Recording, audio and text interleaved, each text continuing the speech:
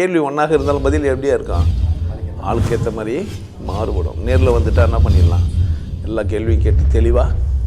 அதுக்கு தான் சத் சங்கம்.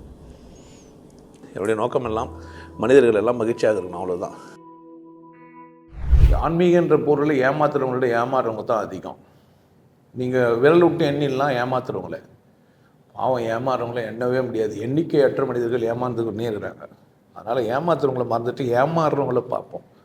ஏன் அப்படின்னா, ஏமாறுறதுக்கு காரணம் என்ன அப்படின்னு கேட்டிங்கன்னா, அடிப்படையில் நான் ஒரு ஏழையாக இருக்கிறேன், இல்லை எனக்கு வறுமை, வேறு காரணம், ஆண்மையின்மை, பெண்மையின்மை, இது மாதிரி பல காரணம் இருக்குது. உடல் ஆரோக்கியமின்மை, மன ஆரோக்கியமின்மை, இதெல்லாம் யாரோ ஒரு புனிதமானவர்கிட்ட இருந்தது.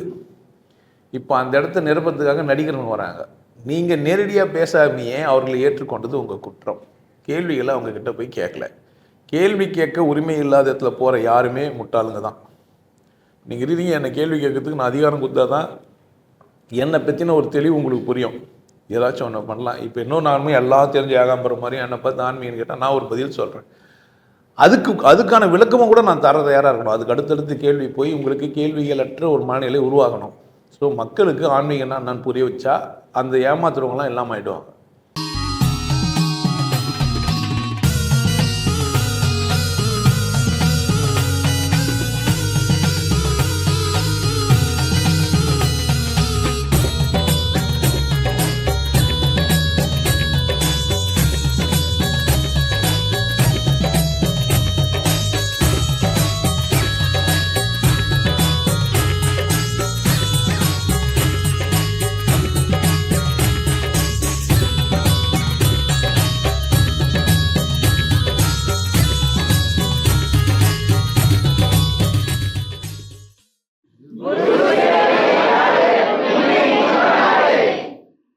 நல்லா இருங்க, சிறப்பாக இருங்க, கொண்டாட்டமாக இருங்க.